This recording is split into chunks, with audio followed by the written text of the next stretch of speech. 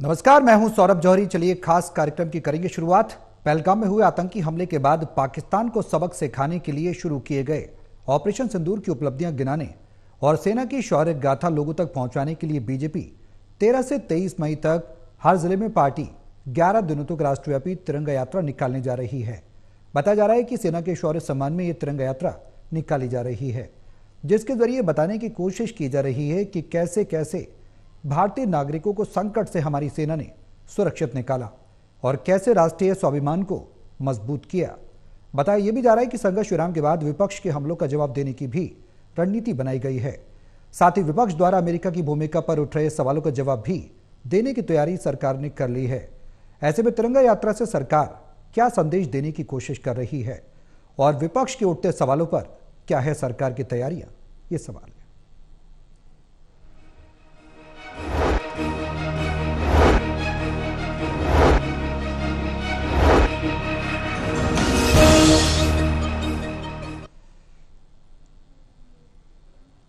करेंगे अपने खास कार्यक्रम की शुरुआत। हमारे सहयोगी हमारे साथ मौजूद हैं हिसार से टोटल टीवी के associate editor doctor Mahesh Kumar, Panipat से टोटल टीवी के एसोसिएट एडिटर देवेंद्र कथुरिया और वरिष्ठ पत्रकार वीरेंद्र सोरी जी हमारे साथ चर्चा में जुड़े हुए हैं। आप सभी के साथ मैं चर्चा को आगे बढ़ाऊं, लेकिन इससे पहले एक रिपोर्ट देखिए, फिर करेंगे चर्चा की शुरुआत। ऑपरेशन सिंदूर की शानदार सफलता के बाद पीएम का राष्ट्र के नाम संबोधन और अगली ही सुबह पंजाब के आदमपुर एयर बेस पर जाकर अफसरों और सैनिकों के बीच जाने के साथ ही देश में तिरंगा यात्राएं निकालने की योजना का क्रियान्वयन। हरियाणा के पंचकुला में तो मंगलवार को सीएम सैनी और प्रदेश अध्यक्ष मोहनलाल बड़ोली ने तिरंगा यात्रा निकालकर पूरे प्रदेश के लिए माहौल बना दिया। सवाल ये है कि बीजेपी तिरंगा यात्राएं निकालकर आखिर संदेश क्या देना चाहती है।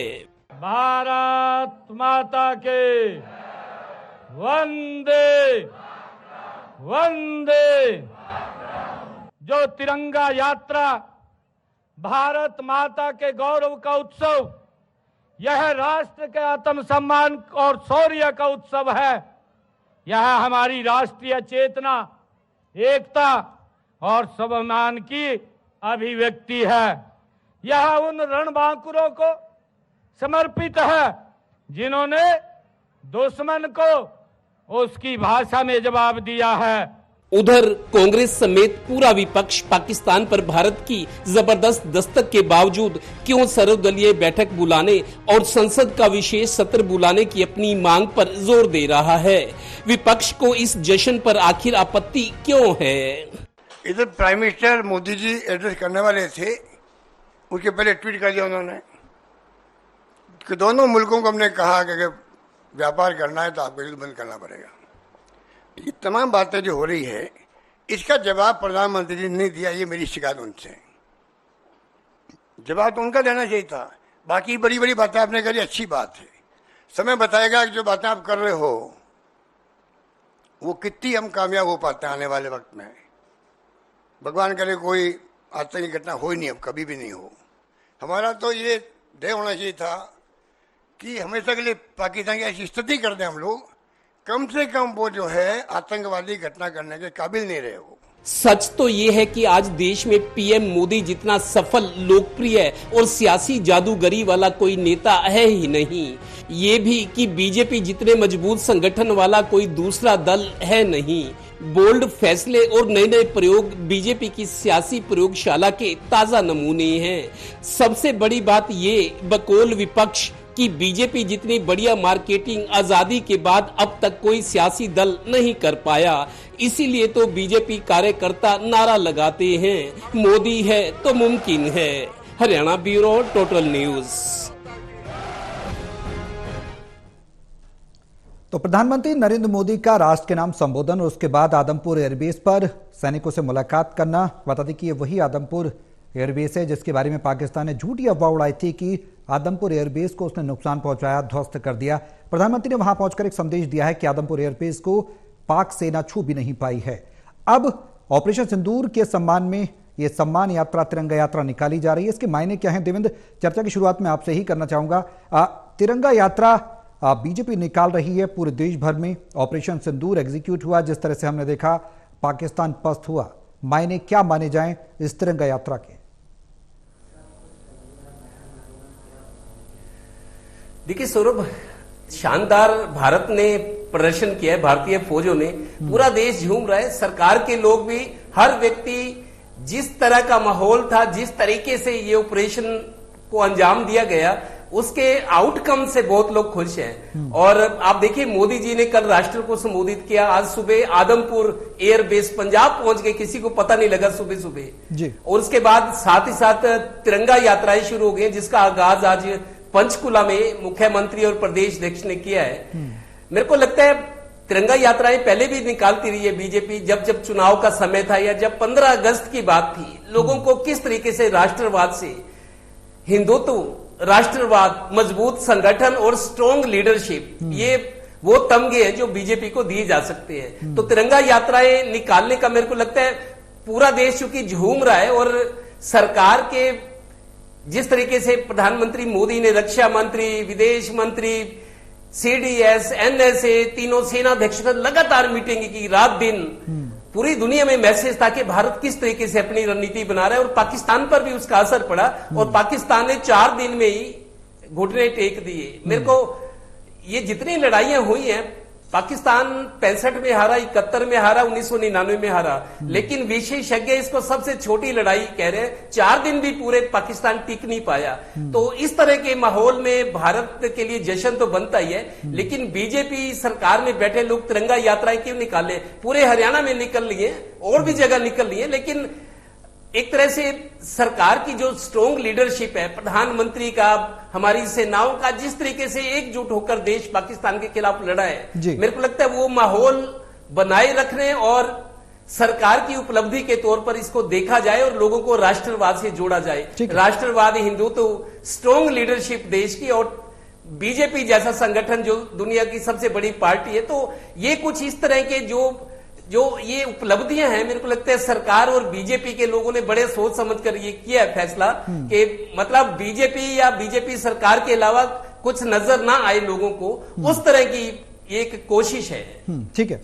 अब महेश, आखिर पार्टी संदेश क्या देना चाहती है तिरंगा यात्रा के जरिए? सेना के शौर्य को सलाम करना एक अलग बात है, इसके अलावा क्या और भी कुछ राजनीतिक संदेश देने की पार्टी कोशिश कर रही है? किस तरह से इस तिरंगा यात्रा को देखा जाए? पूरे देश में व्यापक स्तर पर निकाली जा रही है ये तिरंगा यात्रा। देखिए, मुझे लगता है कि भारत का तिरंगा झंडा लेकर अगर मैं सड़क पर निकलूं, आप सड़क पर निकले, या कोई भी भारतीय अगर सड़क पर निकलता है, घर की छत पर खड़ा हो, कहीं भी कोई भी हो, अगर तिरंगा उसके हाथ में है तो फक्र से सीना चौड़ा हो जाता है, उससे एक अच्छा फील जो है आता है। इस बात में कोई किंतु परंतु नहीं हो सकता।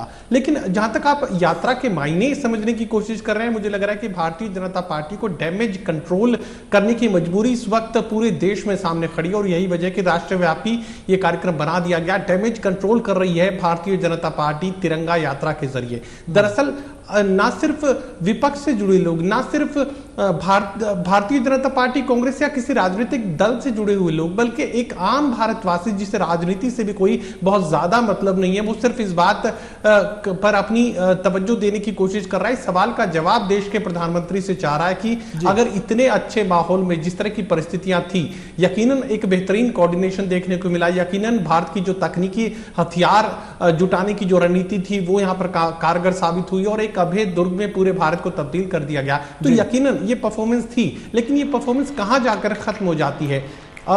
भारत और पाकिस्तान के बीच युद्ध के हालात पैदा होते हैं, और समझौते, मध्यस्थता की जो बात है वो डोनाल्ड ट्रंप करते हैं, और सबसे पहला ट्वीट भी डोनाल्ड ट्रंप की तरफ से सामने आता है। वो ये कहते हैं कि मैंने दोनों देशों को ये कहकर युद्ध खत्म करवा दिया कि मैं व्यापार बंद करवा दूंगा। क्या भारत सिर्फ व्यापार के लिए इतने बड़े मकसद को छोड़ सकता है? ये सबसे बड़ा सवाल इस वक्त देश के सामने खड़ा है, और एक आम भारतवासी जानना चाहता है कि जब आप जंग जीत रहे थे, जब पाकिस्तान का एयर डिफेंस सिस्टम खत्म हो चुका था, जब पाकिस्तान की सैन्य नेतृत्व खत्म हो चुका था, वो गायब हो चुका था, जब पाकिस्तान का राजनीतिक नेतृत्व खत्म हो चुका था, जब पाकिस्तान का खजाना खाली हो चुका था, वो भीख का कटोरा दुनिया के सामने रखा हुआ था, जब पाकिस्तान के तमाम हथियार बेअसर साबित हो रहे थे, जब आप जीत की तरफ बढ़ रहे थे, जब आप इस्लामाबाद भी जीत सकते थे, लाहौर और रावलपिंडी भी जीत भारतीय जनता पार्टी, ये इस सवाल का जवाब जरूर दे कि आखिर जब जीत की तरफ ये देश बढ़ रहा था तो आपने उस लड़ाई को क्यों छोड़ दिया और किसके भरोसे पर छोड़ दिया?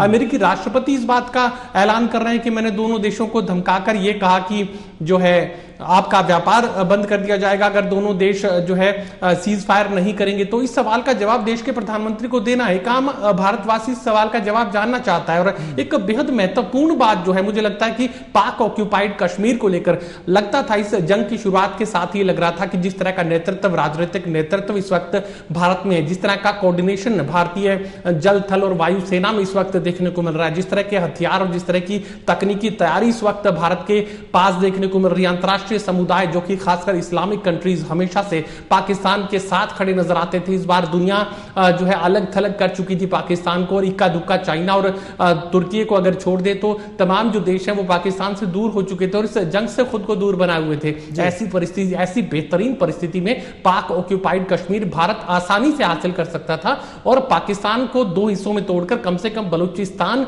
बनाया जा सकता था। और जिस तरह का जिक्र यहां पर चला भी था कि पाकिस्तान को इतना कमजोर कर देते कि आज के बाद सदियों तक पाकिस्तान कभी भारत की तरफ आतंकी घटना को अंजाम देने का कोई मंसूबा नहीं रख पाता। जब इतना सब कुछ हो सकता था, जब इस तरह का अवसर जो है देश के सामने था, तो आखिर क्यों इस जंग को बिना किसी मकसद के ही खत्म कर दिया गया। आज एक महत्वपूर्ण बात जो है विदेश मंत्रालय के प्रेस कॉन्फ्रेंस में इस वक्त देखने को मिली है। वो क्या कह रहे हैं? वो ये कह रहे हैं कि पाक ऑक्यूपाइड कश्मीर को पाकिस्तान खाली करे। अब मेरा सवाल है कि क्या डोनाल्ड ट्रंप जब ट्वीट कर रहे थे, जब समझौता किया गया, उस वक्त ये बात क्या आपने अमेरिकी राष्ट्रपति को बताई थी कि हम इस शर्त पर जो है सीज फायर कर रहे हैं कि पाक ऑक्यूपाइड कश्मीर पाकिस्तान खाली कर देगा? क्या विदेश मंत्रालय के बयान देने से पाक ऑक्यूपाइड कश्मीर खाली हो जाएगा?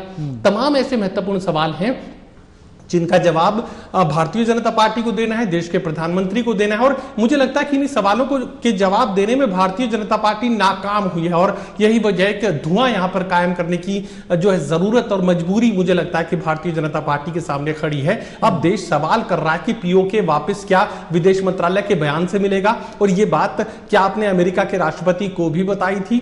तमाम ऐसे सवाल हैं जिनके जवाब देश के सामने नहीं आए। काम भारतवासी इस पर सवाल खड़ा कर रहा है। इस बात की बधाई की देश मजबूत था, इस बात की बधाई की सैन्य नेतृत्व शानदार था, इस बात की बधाई की कोऑर्डिनेशन बेहतरीन था, इस बात की बधाई की पाकिस्तान को 4 दिनों में ही नेस्तनाबूद कर दिया। लेकिन इस सवाल का जवाब कौन देगा कि ऐसी परिस्थिति में भी आपने पाक ऑक्यूपाइड कश्मीर को भारत में वापस शामिल करने का काम नहीं किया, ऐसे हालात में भी आपने बलूचिस्तान नहीं बनाया, तो कब बनाओगे? बिल्कुल महेश, सवाल यही है। कई बड़े सवाल हैं और जिस तमाम अहम सवालों का आपने जिक्र किया वो वाकई में विपक्ष उन तमाम सवालों को उठा भी रहा है और विपक्ष का यही कहना है कि प्रधानमंत्री आकर जवाब दें। लेकिन प्रधानमंत्री ने जो राष्ट्र के नाम संबोधन दिया उसमें स्पष्ट उन्होंने कहा कि टेरर और ट्रेड एक साथ नहीं हो सकते, टेरर और टॉक एक साथ नहीं हो सकते और पानी और खून एक साथ नहीं बह सकते। स्पष्ट मैसेज दिया है कि पाकिस्तान से अब बात होगी तो पीओके पर और आतंकवाद पर ही होगी। एक मैसेज और दिया प्रधानमंत्री ने कहा कि अब अगर पाकिस्तान कोई भी एक्ट करता है तो भारत उसको युद्ध के रूप में लेगा, यानी कि स्टैंड क्लियर है भारत का। और आज भी प्रेस कॉन्फ्रेंस जो हुई विदेश मंत्रालय की उसमें कहा गया कि जम्मू कश्मीर के मसले पर तीसरा पक्ष दखल ना दे, यानी कि भारत अपना स्टैंड क्लियर करके चल रहा है। वो अमेरिका का किसी भी तरह का इंटरवेंशन नहीं चाहता, चाहे हम शिमला एग्रीमेंट की बात करें, 1971 के युद्ध की बात करें और 1965 में चले जाएं और करगिल वॉर की बात करें, तो भारत हमेशा से इस बात को कहता रहा कि वो तीसरे पक्ष को हस्तक्षेप नहीं करने देगा कश्मीर के मसले पर। क्या इस बात से आप इनकार करेंगे कि शाम 5 बजे का वक्त रखा गया था जब सीज फायर को लागू कर दिया गया था दोनों ही देशों की तरफ से, और दोनों ही देश कहां थे? यहां पर तो अमेरिका के राष्ट्रपति डोनाल्ड ट्रंप इस बात का ऐलान कर रहे थे कि सीज फायर हो चुका है, ना तो उसमें पाकिस्तान शामिल था और ना ही भारत उसमें शामिल था। सबसे पहला जो ऐलान किया गया वो अमेरिकी राष्ट्रपति की तरफ से किया गया जब शाम 5 बजे सीज फायर कर दिया गया था। तो क्या आप इस बात से इनकार करेंगे कि रात 9 बजे जम्मू कश्मीर क्यों दहल रहा था, क्यों एक के बाद एक सैकड़ों की तादाद में ड्रोन हमले किए गए? इस बात से देश कैसे इनकार करेगा? हालांकि सैन्य जो बयान सामने आया उसमें कहा गया कि कोई इंट्रूजन नहीं हुआ, किसी भी तरह की घुसपैठ की कोशिश नहीं हुई, किसी भी तरह का हमला नहीं हुआ। हमने तमाम न्यूज चैनल्स पर लाइव रिपोर्टिंग में इस बात को, उन धमाकों को सुना जिसमें जो एक के बाद एक जो है ड्रोन हमलों को नाकाम भारत का एयर डिफेंस सिस्टम कर रहा था। वो दोनों चीजें मैच नहीं कर रही थी। रात 9 बजे 9:30 बजे जो कुछ घटित हो रहा था वो एक तरीके से यहां पर जो नरेंद्र मोदी कह रहे थे कि will be treated as a act of war. अगर आज के बाद कोई भी आतंकी घटना होती है, किसी भी तरह का घुसपैठ होती है या किसी भी तरह का कोई हमला भारत पर अगर पाकिस्तान की दिशा से होता है तो फिर वो युद्ध मान लिया जाएगा, युद्ध की तरह उसे ट्रीट किया जाएगा। शाम 5 बजे आपने सीज फायर किया था, रात 9 बजे आपको जम्मू कश्मीर डल झील का इलाका और तमाम राजस्थान के बॉर्डर के इलाकों में क्या सैकड़ों की तादाद में ड्रोन्स पाकिस्तान की तरफ से भारत में दाखिल नहीं हुए? क्या भारत का एयर डिफेंस सिस्टम उसे नाकाम करने में घंटों तक नहीं लगा रहा? क्या एक के बाद एक सैकड़ों की तादाद में सीज फायर के बाद आपने ड्रोन्स को नहीं गिराया? अगर यह झूठ है तो देश को बताइए कि यह झूठ है, लेकिन अगर यह सच है तो फिर यह बताइए कि आपने उसे वॉर की तरह ट्रीट क्यों नहीं किया? यह सवाल अभी सामने खड़ा है और मुझे लगता है कि यही वजह है कि यहां पर अब यात्राओं का सहारा लेने की जरूरत पड़ रही है। अब भारत माता की जय के नारों के बीच इन सवालों को डुबोने की जो कोशिश है वो देखने को मिल रही है।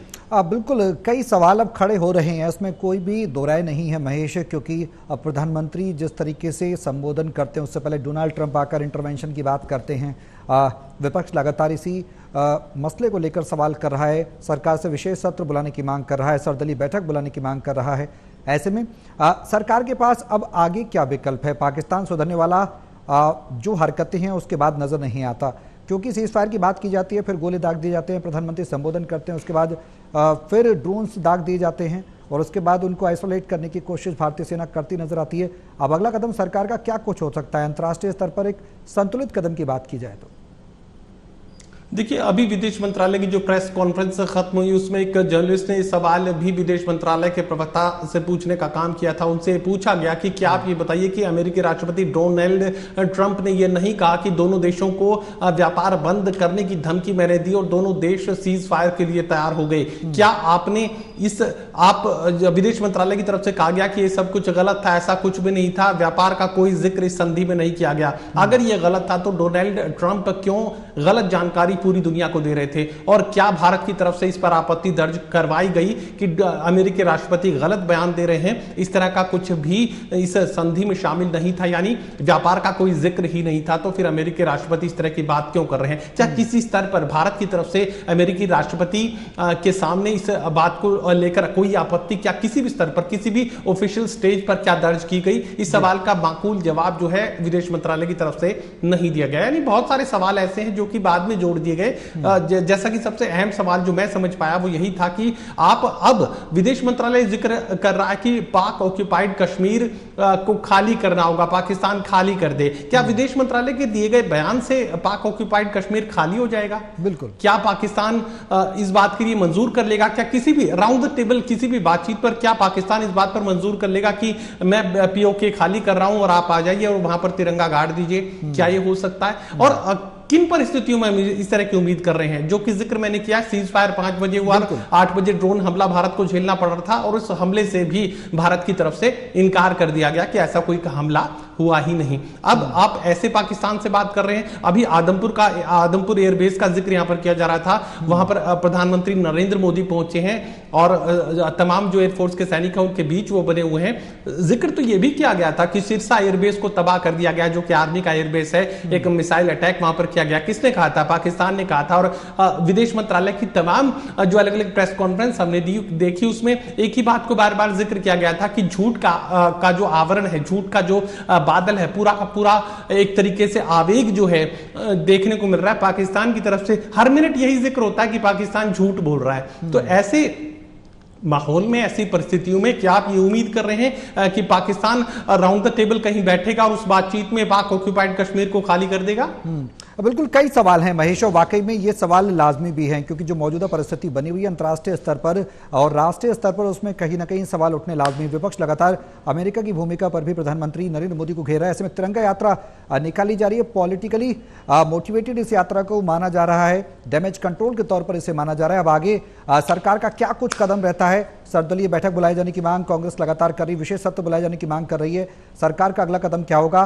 पीओके की जो दावा सरकार के द्वारा, भारतीय सेना के द्वारा, विदेश मंत्रालय के द्वारा किया जा रहा है, वो कितना सटीक होगा? आगामी कार्रवाई क्या होगी? ये तमाम सवाल हैं जिनके जवाब आज देश मांग रहा है। फिलहाल तिरंगा यात्रा बीजेपी जरूर निकाल रही है, इसे डैमेज कंट्रोल के तौर पर जरूर देखा जा रहा है। ऐसे में सरकार का जो पक्ष है वो सरकार कब अपना पक्ष विपक्ष के सामने रखेगी, तमाम सवाल बरकरार हैं। बहुत शुक्रिया महेश, तमाम जानकारी साझा करने के लिए, हमारे साथ चर्चा में शामिल होने के लिए। शौर्याता